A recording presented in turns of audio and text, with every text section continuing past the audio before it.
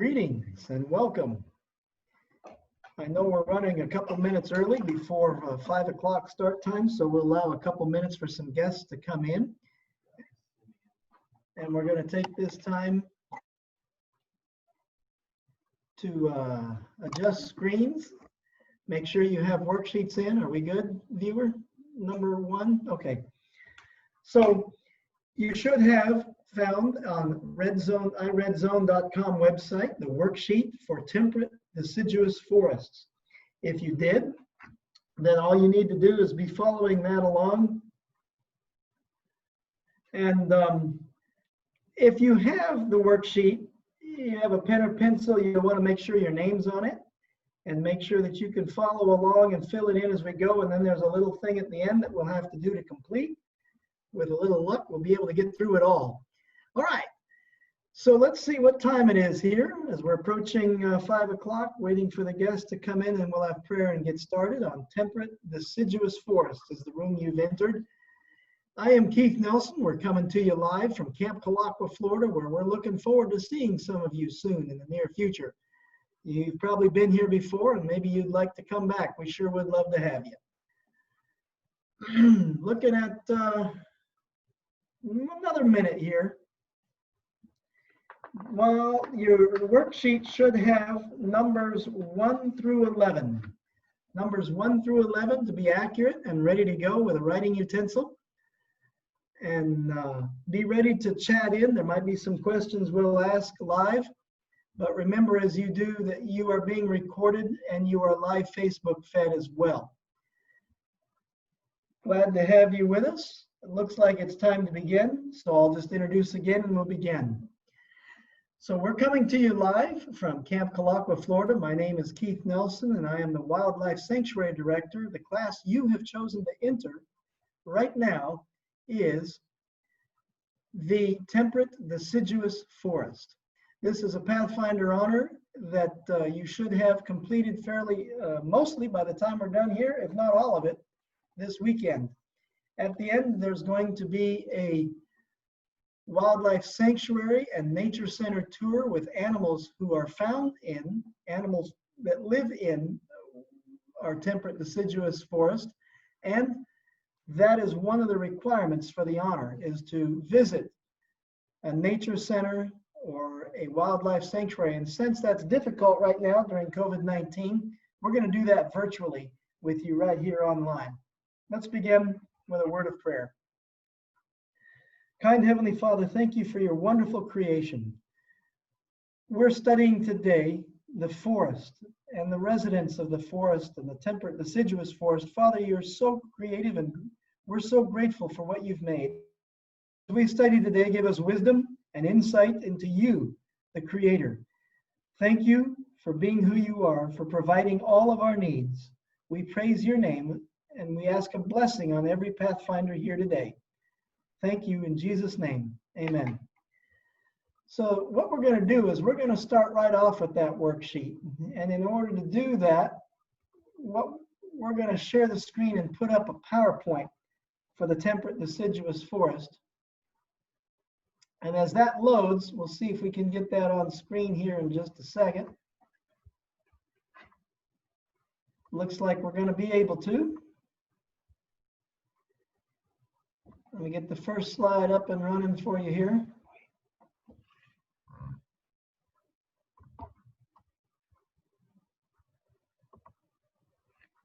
Do that first, okay? So is that coming through the screens all right? Yep, we have confirmation from viewer 1 that that is coming through. Now there's a box left. Is that black box on your screen as well? It'll go away. So we'll see if we can work around it for now. Number 1 on your worksheet, the key word there is simple, and I took them at their word there. In simple terms, we're going to describe a temperate deciduous forest. Here it goes. This is as simple as it gets. Broad leaves lose their leaves in the winter. There it is, a forest with big leaves that get lost in the winter. Now we're hoping that all our Pathfinders don't get lost in the winter, but the forest leaves do. So a forest of broad leaf trees which lose their leaves in the winter. Well, you might be saying, of course, I know that. But if you live in Florida, especially South Florida, the picture that's the background on this screen isn't going to be as familiar to you. This is a picture from Tennessee. And the truth is, the further north you go, the more likely you are, that could be a Pathfinder person, the more likely you are to find a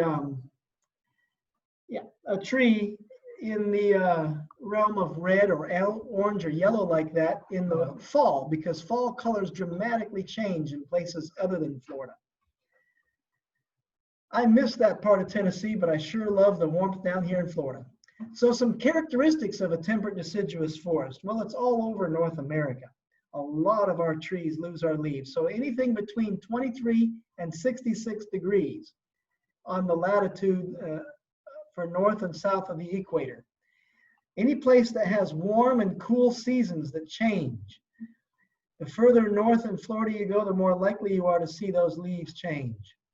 So you're going to have seasons changing, and you're going to have something between 23 to 66 degrees latitude north and south of the equator.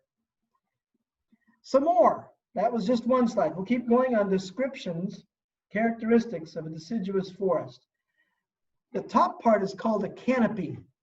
You could even draw this out to the right on your worksheet and draw like a little tree and then a big tree, because the top tall trees range in 60 to 120 feet in height, and they're called canopy trees. Then there's an understory where you might have saplings, shrubs, and bushes that have broader leaves, like even the palmettos. And finally, the forest floor. Now I'm going to make a little note here. The word detritus comes into play, because if you're on the floor of the woods, it's probably brown, decaying dead matter, and we call that detritus. Anything that's decaying is detritus. So the canopy, the understory, and then detritus in 3 levels. Letter C, provide some names that we use for the temperate deciduous forest. Well, some people use different names depending where you are. And one of them is the mixed forest, and one of them is totally blocked out. The temperate broadleaf forest. We're not talking about people that sell flowers here, Mr. Nelson. Temperate broadleaf forest or the mixed forest. So temperate simply means that you have mild winters and you have mild summers, because if you're really up in the cold section where you have extreme cold, we lose the temperate deciduous forest and we go into what's called the evergreen forest or the coniferous forest, or taiga, T-A-I-G-A, but that comes into play later. And that's for people, the Yankees, of course. No, the people that live up north. So, spoken like a true rebel down here in Florida, right? The temperate deciduous forest, I keep saying florist today. I'm insisting on selling you some flowers. You can see on the maps here where the forests range. It's kind of a section above the tropics and below the cold. So if you look at it, it ranges from middle of Florida all the way up into Ohio, Indiana, and over across to North Carolina and above. In Europe, you're going to have areas like Germany, France, Spain, Italy even has some temperate deciduous forests. And then way over on the eastern side of Asia, so right there in parts of Middle Asia, Europe and North America. The soil in these forests is going to be rich from all the detritus and decay. There's a rich, long growing season. So if you were to cut a tree down or bore into it, you can see the rings of growth in these trees. Very vivid. Unlike some areas that are always warm, like in the tropics or down in the jungles, where the tree growth rings get harder to discern because it's always growing time and always raining. And the leaves change color in the fall. So this biome, a biome, by the way, is a group of plants or animals suitable to a specific area. A group of plants or animals suitable to a specific area. So you want to make sure you get that down on the worksheet to get credit. But What is it that's above the temperate deciduous forest? We already answered that, but here I've spelled it for you. It's the taiga, T-A-I-G-A, or the coniferous forest, where it's evergreen, where the trees tend to keep their needles, their leaves are very thin, they're hardy, and they resist freezing. Temperate deciduous forest trees will freeze back and die if it gets down below 0 degrees. So the taiga is in a part of the world or country where you're going to have well below freezing temperatures and stay that way for a long time. So what are the 4 major trees that are found in, or the indicator trees for a temperate deciduous forest? There they are: oak, maple. The ones on your left are the most common. Most of our deciduous forests are made up of oaks and maples. Then you can also have elm, poplar, sweet gum, and hickory. You only need to know 4, but I'm going to give you more than you need to know. This is a good journey through the woods. So the poplar, the elm, and also you have sweet gum, and you have hickory. Now, remember, these are very big, broad, general groups because there's a lot of specific oaks and a lot of specific maple trees. So basically, we're going to address the question, how do leaves turn color in the fall? There's a long answer and there's a short answer. Let's start with the short answer. Basically, the length of days trigger the change in leaf color. The chlorophyll stops producing, and it stops doing the same activities that the thylakoids do in the night. So as winter approaches, days get shorter. Then as the summer approaches, days get longer. That's the short answer, the length of day. However, it's far more complicated than that. The truth is the amount of uptake nitrogen changes, the amount of oxygen and moisture in the air changes, and a lot of factors come together. And it might be something you want to research on your own and look up. In fact, some scientists are still in disagreement on why leaves turn color, but I think I know. And here's the real answer. Leaves turn color for our visual enjoyment. Everything God does, the beautiful colors in the sunset, the beautiful days and sunrises, is for human enjoyment. You don't see 2 squirrels sitting arm in arm on a tree watching a sunset. God didn't make a beautiful world for the animals to enjoy. He made it for you and me to enjoy. And that is, to me, the biggest proof of a creator and not an evolutionary process. But moving on, we're going to look now at a verse, a scripture in the Bible, Genesis 1, verses 11 to 13. We're going to be reading from the New International Version, but you can look up any version you want. Then God said, let the land produce vegetation, seed-bearing plants and trees, and let it bear fruit with seed in it according to their various kinds. And it was so. The land produced vegetation, plants bearing seed according to their kind, trees bearing fruit with seed according to their kinds. And God saw that it was good. There was evening and there was morning, and we called that the 3rd day. So what day were the trees and plants created? Well, all vegetation came around on the 3rd day. It wasn't 1,000,000 years. It wasn't 54 billion years. It was one 24-hour period. And creation took place 6,025 odd years ago, give or take. 6,025 years ago, on the 3rd day, trees appeared. The devil is working hard to teach so many people the lie and the multiple lies of evolution, ripping God off the throne as creator. So we're going to go now, let's see where we are on the worksheet. Before I lose myself, excuse me.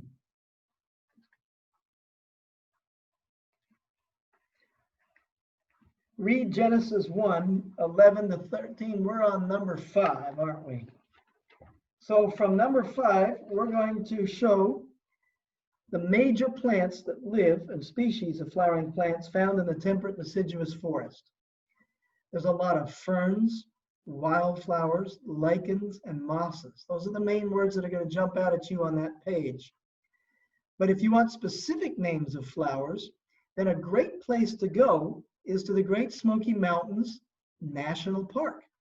When you go to their website, by the way, for the Great Smoky Mountains, which is probably arguably the single most famous temperate deciduous forest in the world, that forest is known for its trillium. You go to Trillium Gap up there, the flowers, you've got even rare flowers like lady's slipper, the pink lady's slipper, the yellow lady's slipper, and you have twin flower, and you have fire pink that's so pretty with its forked little petals that look like snake tongues. And so many interesting things going on up there. In fact, they even have a species of lightning bug that blink all together in synchronicity all over the forest floor once every year. And over 1 million visitors come from around the world just to see it in that famous forest. So number 6 says at least 5 species of mammals. Well, we have 3 pictured here, 4 named, and I was wondering if someone wanted to text in another one they can think of. I can think of 7 or 8 more, but I'll bet you guys can come up with the 5th one. If you've got deer, bear, coons, squirrels, and foxes, some of which we've pictured here, what would be another mammal found in the temperate deciduous forest? Anyone want to chat in on that?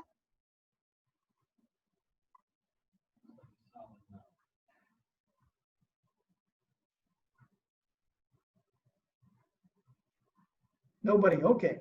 So one of them would be a skunk. Another one might be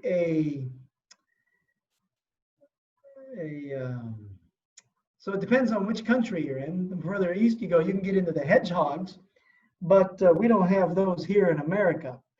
But the skunk would be a common one found in the temperate deciduous forest as well. Now, it wants to know 5 species of birds. So I'm going to name 4 and see if anyone can come up with number 5 as well as you didn't do with mammals. So woodpeckers, there's lots of kinds of them. You can see the hairy, the downy.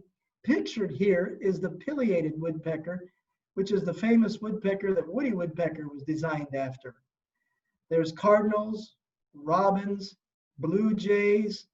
So the types of birds that are found in a temperate deciduous forest are listed here, but there's a lot more, like bluebirds or robins, a lot of your Carolina wren, Kentucky warbler. These states are filled with temperate deciduous forests. And there's an interesting thing about woodpeckers. They love the temperate deciduous forest because the hardwood trees, when they die, stay standing. And they can build homes in those old hardwood trunks. And they can look for beetles and larvae in there just as well. So if you've missed anything on the worksheet or you're joining late, remember you can always look at the video. This is all recorded, and you can pause the video and look at any moment in time where you are so you get all the right information down. We're going to go on now to number 7. No, that was number 7. Sorry, number 8. Some important resources provided to your region. Well, you live in Florida. So what do forests give us who live in Florida? Well, hardwood floors, paneling, 2x4s to frame our houses, plywood to put down on our shingles on, but some people will chime in and say a lot of plywood is made from softwood.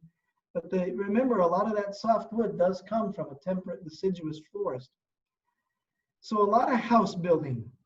Then there's recreational areas. We all like visiting parks, maybe on a Sabbath afternoon and going for a hike.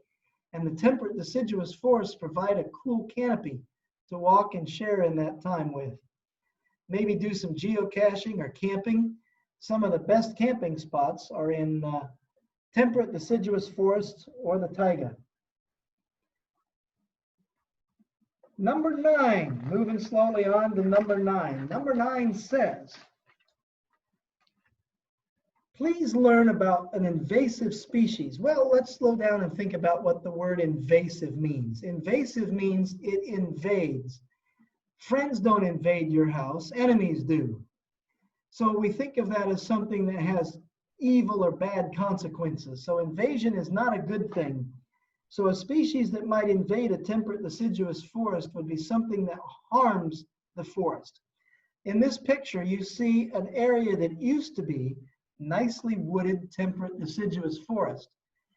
Instead, it's been covered by a weed known as kudzu. Kudzu is a weed that grows fairly fast. It's been known to grow a foot to 18 inches in a single 24-hour period. Now, it's not the only thing that grows that fast, but it is a very menacing plant. It was brought to this country, to be neat for you to look up the story and the background on it. But when we were building roads in America, somebody had trouble with rain washing out the edges of the road. As we would pile the dirt up and build the road on it, it was noticed that every time it rained, they couldn't grow grass fast enough to let the bank stop from eroding. So someone heard of a plant from Japan called the kudzu that grows super fast and would cover the ground and prevent it from washing away. Great, they said, bring it over. So they put it down and lined the roads with it, and it worked. It protected the road, it grew over the road, it grew over the trees next to the road, it grew over the fence next to the trees, and before long, it killed forest after acre of forest.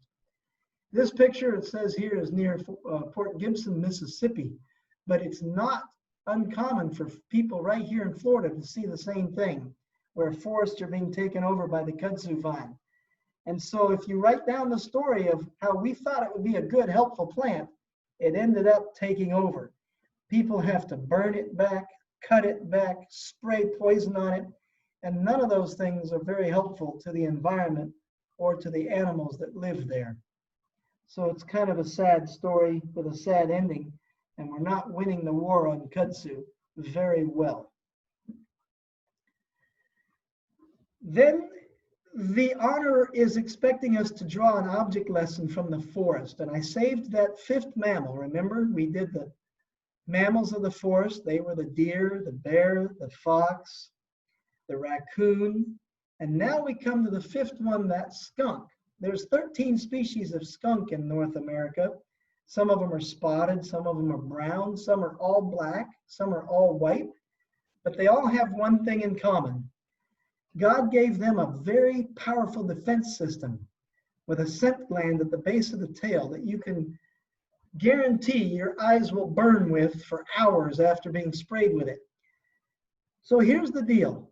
This tiny little skunk, known as Mephitis in the genre world, only weighs 8 pounds, 6 to 8 pound little creature, not very heavy.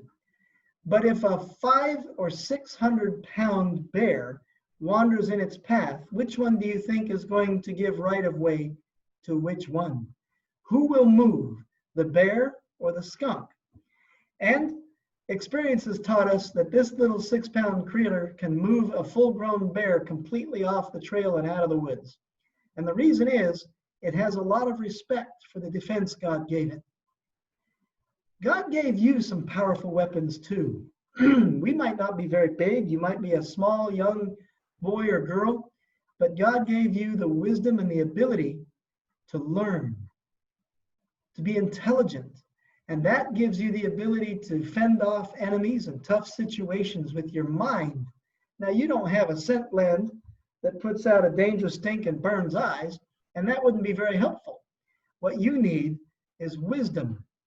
And though you may be small, you can overcome great challenges and great obstacles with that tool God gave you. And so that's the object lesson from the forest that we're going to take away today. And you can write down there how a tiny skunk can overcome big trouble. So you, who might be small, can overcome big difficulties with wisdom from the Bible and the power of the Holy Spirit and tools God gave you, just as certainly, if not more, than he gave to the skunk. So if you've got all that down, the final requirements for this honor is to choose 3 of the activities listed on that worksheet. Well, I've got a plan for you. If you'll circle letter A and circle letter C and circle letter D, I think we can take care of all 3. Probably right now. I think we'll have time and the weather's holding. We'll be okay. And the truth is that, oh, did you tell Charles that? The truth is that it says you're to visit an exhibit on deciduous trees. We have one at Camp Kalakwa. It says exhibit a conservation area, I mean, and we have a conservation area here, it just so happens. Then we have visit a zoo or nature center and watch a video. Well, I figure we can kill all three birds with one stone. If I'm a video of a zoo and a nature center, which we call a wildlife sanctuary and nature center here at Camp Kalakwa, and the forest that surrounds it is protected in a conservation area. So what we're going to do is we're going to attempt to switch screens here and move onto a moving cart that will take us over there. So if you stay with me, I'll complete this honor with you and show you the animals of the temperate deciduous forest and some trees of the temperate deciduous forest, all within a conservation area wildlife sanctuary. Real live bobcats we're going to go get up close and interact with right now. Would that be okay with you? Can we do that? All right. So I want you to be patient and bear with me as we switch up. And I'm going to stop sharing that screen. And then we're going to switch up to another screen and see if we can't get that going right away here to the Wildlife Sanctuary and Nature Center. So here we go. And when you're done with that, you can turn in that you've done that, circled with your worksheet to your camp director. Let's see what we can pull off. Bear with me.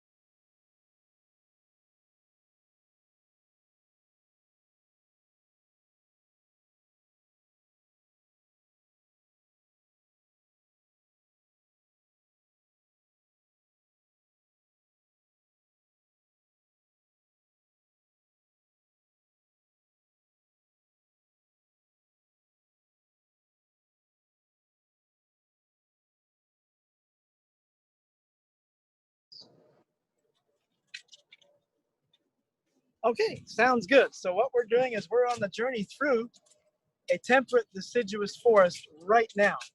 And we're heading to the Nature Center. I see another mammal that we forgot in our list. There's a squirrel going by the tree. And then we're going to switch the camera mode around here in a little bit and hand it to you. You've done this a few times, haven't you, Carrie?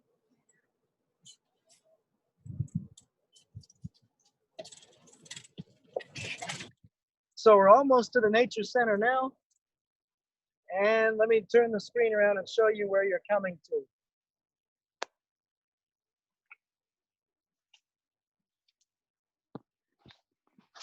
Or try to do that. You got it? All right. There's a peacock, but he doesn't belong in the temperate deciduous forest, but he just lives with us here. So we're going to get the key to the nature center and get it all open here.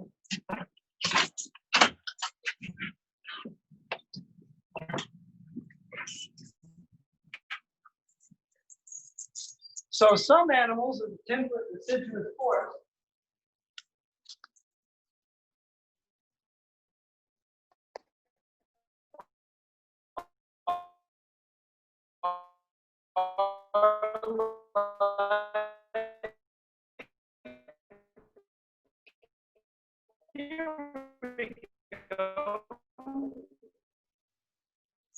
Here are some displays of the temperate deciduous forest. Bears used to live in our life sanctuary. And so these are some animals. Here's a squirrel that's about to be attacked by an eastern diamondback rattlesnake. Now, whoever made that mount made a mistake, and they don't realize that the truth is squirrels are immune to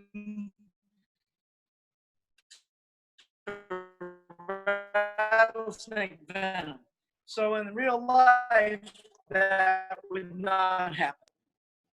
So here's another bears. So let's see what else we have in here.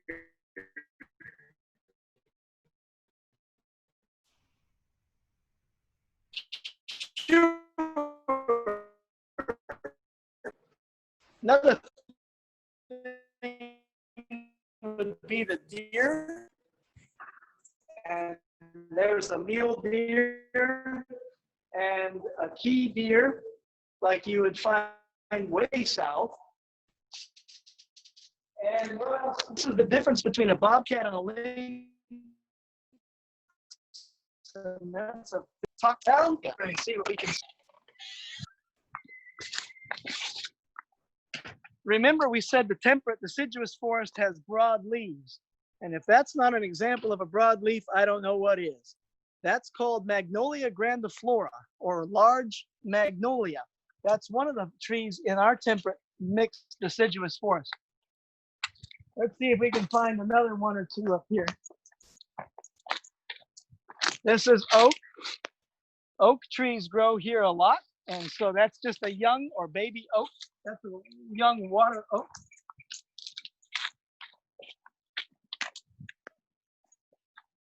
It might be trying to think about raining here. All right, we're about to enter the wildlife sanctuary. All of the animals in our wildlife sanctuary cannot live in the wild. We would love for you to come and visit here and see them. We have many to show you, but a lot of them that we have, including lions and tigers and monkeys, they're not found in a temperate deciduous forest either.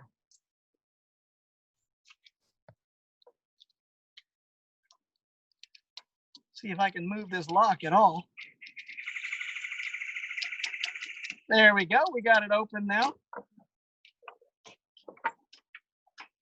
And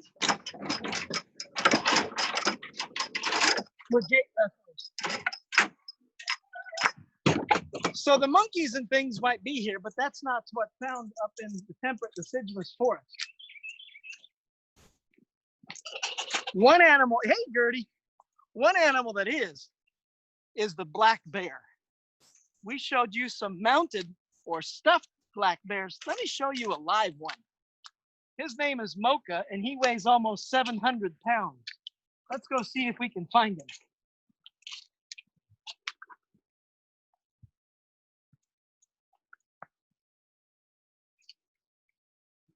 The beautiful thing about a virtual tour is you can, hey Mocha, he's coming out to see us. Come on, Mocha boy. A virtual tour will let you get a lot closer to the animal than a real tour. You'd have to stay behind this fence. But here, you see Mocha standing in his doorway. And he could come out on his pool with his pool sun deck here. Come on, Mocha boy. Come on, Mocha boy. I love my Mocha boy. And you can see as he walks that his back is 4 feet tall, and he's got big paws that are much bigger than a human's hand, and he probably has the strength of 10 men. And he says, it's very hot. What are you getting me out of bed for on a hot Florida day? Hey, big Mocha boy. Now you can get a good close-up of him. He's an omnivore and will eat the berries, the flowers, the shoots, the roots of some trees and the fruit of some trees. And he'll eat anything. We give him pancakes and waffles and all kind of yummy things, including dog food, which is one of his favorites. They eat meat, plants, fruit, breads, anything they want, he eats. You can tell he eats well too, can't you? Let's go see the bobcats I promised you.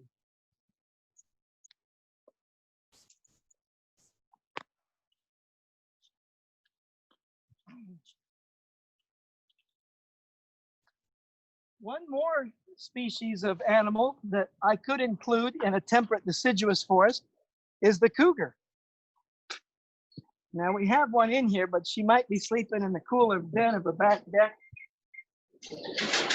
I don't see her right now. There she is. So the cougar or mountain lion also lives, hey, how you doing, Hannah girl? Also lives in the temperate deciduous forest. And she just got a new home here at Camp Kalakwa, and this is her enjoying her beautiful space and home.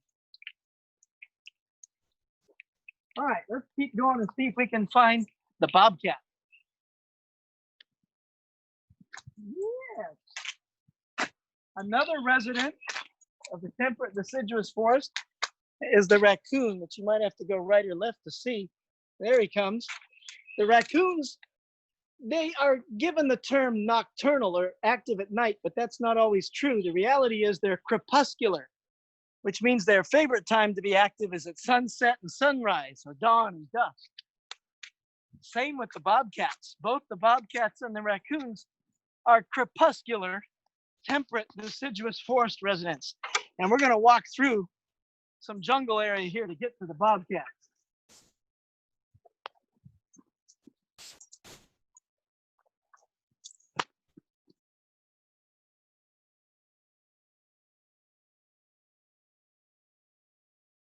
Is Apache, and he has a friend named Bob. Apache that you see up close is 2 years old.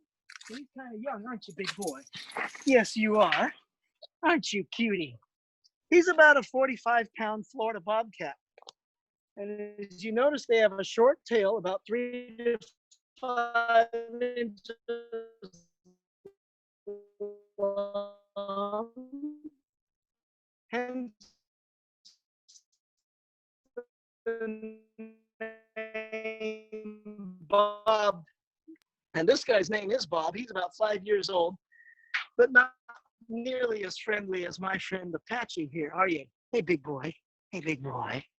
And so Apache has spots on the back of his ears, and what's called directly registering, which makes them ninja. You likely won't see them. There's a million of them living in Florida. See them. They're not endangered. They're doing well, and they love to hunt rabbit, which is another mammal of the temperate deciduous forest. So, okay, that means that, well, hey, Apache, you gonna come back over here? See if we can get some more close-up of Apache. We don't need to rush away. Come here, big boy. Come here, Apache. Yeah.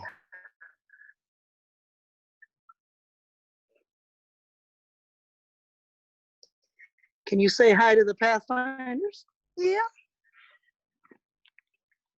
We might get a closer up view of some of the trees, the common trees of the temperate deciduous forest, because back behind here is the Hornsby Spring Run, and right alongside of it is the conservation area of our temperate deciduous forest that you're supposed to visit. So now you've done the nature center, the zoo that's on your list, which for us is a wildlife sanctuary, and the temperate deciduous conservation area. It's all here. Let me see if I can find some of the trees from the temperate deciduous forest. And if if you accidentally see a monkey or a lion or two, that's okay too, right?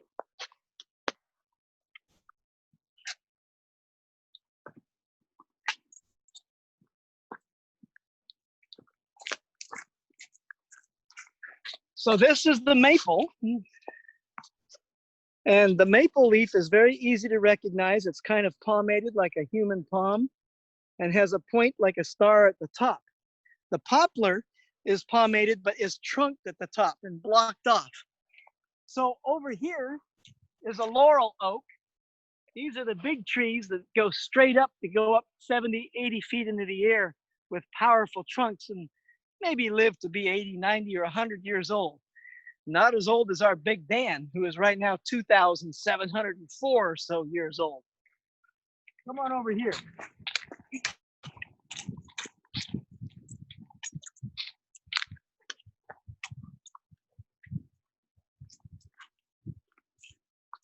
This tree here is real easy to recognize. It has a star-shaped leaf, much more pointy than the maple leaf. And the star-shaped leaf is real easy to see. You know that as American sweet gum has pokey little porcupine balls that grow on it as seeds. And there might be some down here on the ground, but I don't see. Here's one, but it's kind of old. And that's a sweet gum ball. So the sweet gum tree can grow almost as tall as the laurel oak, but it can outlive the laurel oak. And it's a beautiful tree, very common with the elms and the poplars of the temperate deciduous forest. And so let's see. Oh, there's even a tiger. But you know what? The tiger doesn't live in the temperate deciduous forest. This tiger comes from the taiga, T-A-I-G-A. Tiger, it's a taiga tiger. And her name is India. And we'd love to have you come to Camp Kalakwa and visit her. She's chuffing and saying hi to me. That's her greeting for me. All right. Well, I sure appreciate you guys coming on our field trip to finish out the temperate deciduous forest honor. You have visited a nature center, the zoo/wildlife sanctuary, and the actual conservation forest area. We appreciate you visiting and your time. Take your completed worksheet to your director so that it can be checked off. And you guys have a wonderful Sabbath.